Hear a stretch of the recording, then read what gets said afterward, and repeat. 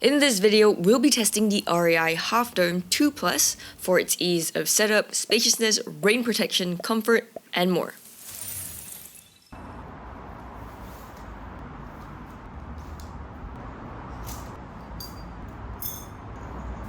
Out of the box, this is what I got: the carry bag, the rain fly, the tent body and the pre-attached footprint, 4 guidelines, a pole repair splint, 8 stakes, the stake bag, the pole bag, and the single hub pole. Briefly, here's how to set up this REI tent.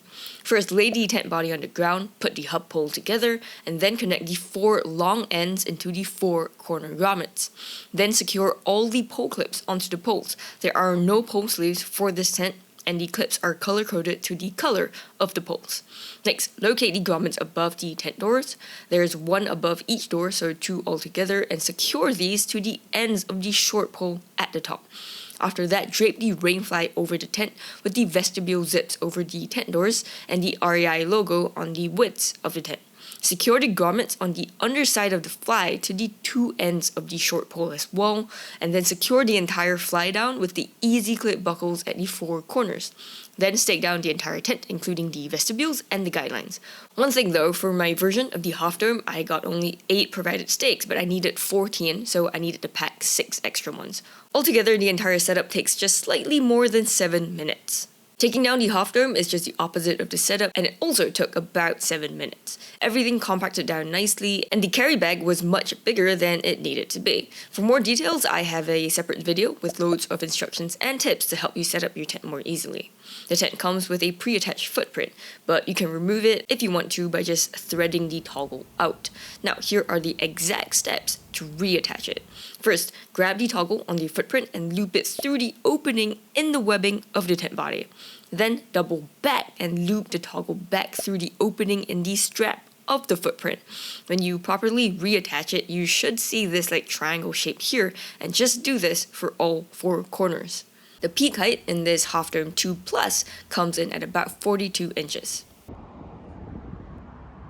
On top of that, I also noticed that the heights at the front and the back came in at about 39 inches each. Basically, you get the peak height throughout the entire width of the tent, although the other side of the tent slopes downwards from the peak height. That's because of this short pole that's at the very top of the tent. It picks the tent body up, so the ends of this pole give you vertical walls on both lengths, which is really nice. Here's what the top pole and the side walls look like from the outside. Now, my height is only about 5'3", so this peak height was more than enough for me. And here's a 6-inch queen bed, still plenty of headroom left. For the base area, I first measured the length, and that comes in at about 90 inches. Then I measured the width, and that comes in at about 51 inches. Overall, that's a total base area of about 32 square feet. Now, what's the pad sizing like? Here's my Expert MegaMed Duo 10, which is the size of 2 regular pads put together. It fit quite nicely, and here's how much leftover space you'll get. The extra width left though is only about 8 inches, so if you want to fit wider 25-inch pads, it'll fill up the entire tent all the way to the edges. Anything bigger and it won't fit. When I tried to inflate an almost queen-size bed, there was more than enough space for the length, but the width was too short. It actually bulges out the front and back of the tent, putting stress on the tent fabric, so not a good fit for sure. The Half Dome comes with 2 vestibules, 1 at each length of the tent. I measured the width of each vestibule, and that came in at about 28 inches.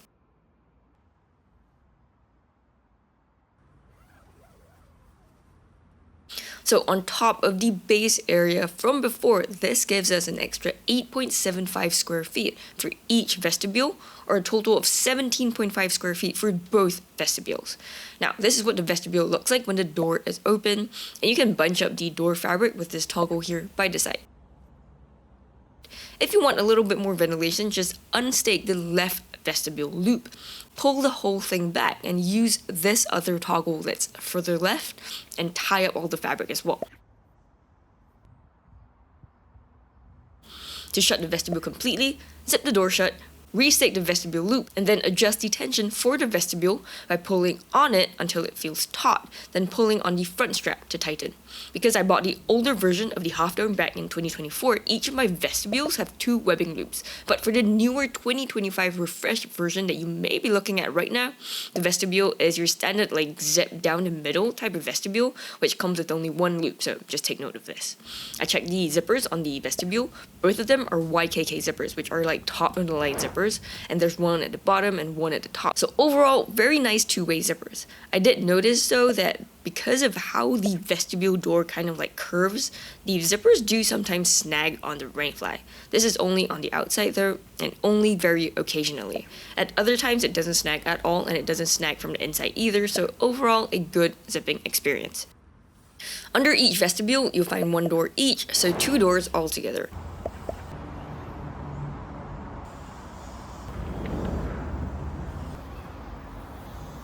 And when you open both doors, you can keep them open by using this toggle by the side. And overall, the cross ventilation in this tent is really good and comfy. The size of the doors are kind of big, not the biggest, measuring about 38 by 29 inches each. But because of the size and the shape of these doors, you need 2 hands to get the zipper past this bend whenever you're unzipping it, so a little bit of a pain. Although zipping it up is really great with no snags at all and completely one-handed. There are also 2 zippers to this door, so 2-way zippers, and both of them are YKK. For storage, there's a total of 6 pockets in the tent. There are 2 at the foot, 2 more at the head, and another 2 up top. Each of these bottom pockets is smaller, measuring about 11 by 10 inches, and I don't love the weird like triangle shape. The top pockets are bigger and more functional though, measuring about 13 by 15 inches. And on top of that, there's also 5 top loops in the tent. All of these are like felt loops. I could hang up lanterns for nighttime use, but there's no gear loft provided to make use of these loops in case you're wondering if there's one. Now, we're going to move into waterproofing, and the first waterproof feature we gotta check out is the tub floor that runs all around the entire tent. I measured the height of this tub floor at the lengths, and that came in at about 7.5 inches. As for the height at the widths, that came in at about 12 inches, so quite a bit higher. Next, we have seam taping. There are a couple of seams on the flooring. This seam running down the entire floor, I checked it and I found that it was taped. The other seams are those in the corners, and those were perfectly taped too, up until the top of the tub floor. Everything else above the tub floor isn't taped. As for the rainfly, every single seam was taped perfectly. You can see the outline of the seam taping here. The next feature is a rainfly. This is a full coverage rainfly, which extends almost all the way down to the ground. And what's especially important for a nylon tent like this Half Dome is to have multiple stakeout points on the rainfly. So I really liked that I could pull the vestibules away from the tent body at the lengths, and the widths also have an extra guide out point too. This gives the Half Dome all-around ventilation, not only at the vestibules but also at the widths. Here's what the width looks like when guyed out. This makes for better ventilation. Also, if you notice, because the widths can't be pulled away as much as the vestibules, that's why the tub floor at the widths needs to be very slightly higher for better rain protection as well. We've also got to check out the rainfly vents, 1 on top of each door, so 2 altogether. Having these open is great for ventilation in the rain, but if it starts leaking in heavy rain, as you'll see in just a bit, I really like that I could unzip the door and reach upwards to close it from the inside without having to get out of the tent. Now, first I put the Half Dome through about 1 hour of light rain, and it held up perfectly fine with no leaks at all. So next I put it through a heavy rain test.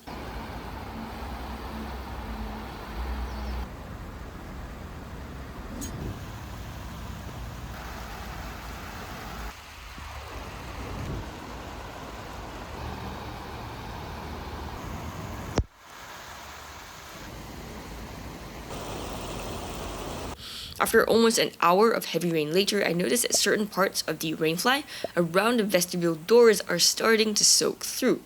Also, rainfly looks a bit saggier with more creases compared to before the rain test started. So, after an hour of heavy rain, I checked in on the tent, and here are the results. Overall, the tent was almost completely dry, except for a few drops of water in the middle. This came in from the top of the tent through the mesh, and it was because I left this vent open in the heavy rain, which I closed only after I realized that it was leaking. As for the other vent though, since the rain was coming in one direction and it was facing the other direction, no water leaked through that vent. Then I checked all the seams in the corners because these tend to be the first to leak in the heavy rain, and well, none of them leaked at all, and neither did any of the corner seams. I also checked the top floor from the inside to see if it let any water in, and nope, it was completely dry.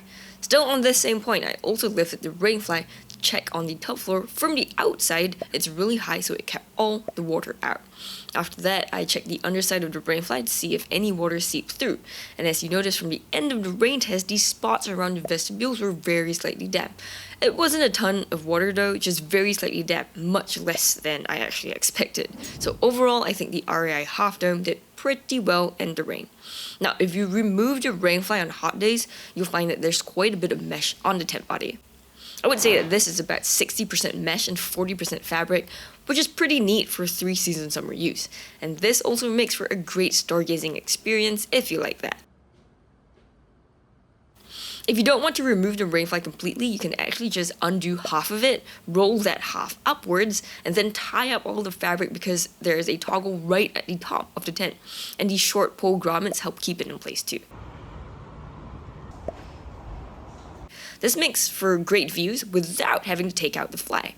The benefit of this is that if it rains, you can quickly get out of the tent, roll everything back down, secure the buckles and the guy lines in under 1 minute if you're quick. You can also do the exact same thing with the other half of the tent, depending on which direction you want to look out at. So this is great for versatility. Now, here are the materials that the newest 2025 Half Dome is made of. The flooring is 75D polyester taffeta, along with a footprint underneath that's of the same material. The tent body is made of 75D polyester taffeta as well, same as the flooring, and the rainfly is made of 40D ripstop nylon. The poles are 7000 series aluminum. The mesh is 20D nylon micromesh, which was able to keep out every single mosquito for me, and even bugs smaller than mosquitoes too. The guy out points have reflective strips on them. The guy lines are regular shot cord with an easy to use tensioner. The stakes are these very lightweight V stakes, and the stuff sack is also made of nylon. Some additional info: this tent meets flammability requirements and is a product of Taiwan, but sewn in China. For portability, the Half Dome 2 Plus has a pack size of 22.5 by 9 by 6.5 inches. If you're packing the poles separate from the rest of the tent, the pack length is about 19 inches. The carry bag has a handle at the bottom, and the package weight of everything that was included was almost exactly 5 pounds. But in case you want to shed some weight by leaving all the bags, the stakes, and the footprint behind, the minimum trail weight is about 14 ounces less. Take note that it's slightly heavier than the marketed minimum trail weight, and here's a breakdown of all the parts of the tent just in case you need them. For pros, I really liked that the Half Dome comes with a provided pre-attached footprint. If you don't need to shave off any weight, you can leave it as it is, and it doesn't take any extra time to set up at all. If it wasn't pre-attached via these toggles here, it would add like 30 to 60 seconds to the setup and the pack away.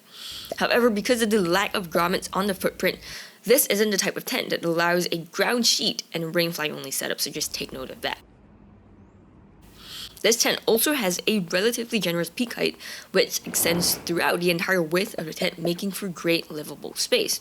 It was also much more feature-rich than I expected it to be, complete with 2 vestibules, 2 doors, loads of cross-ventilation, and more than enough pockets. Most tents this size will come with only 2 pockets, but this has a whopping 6 of them.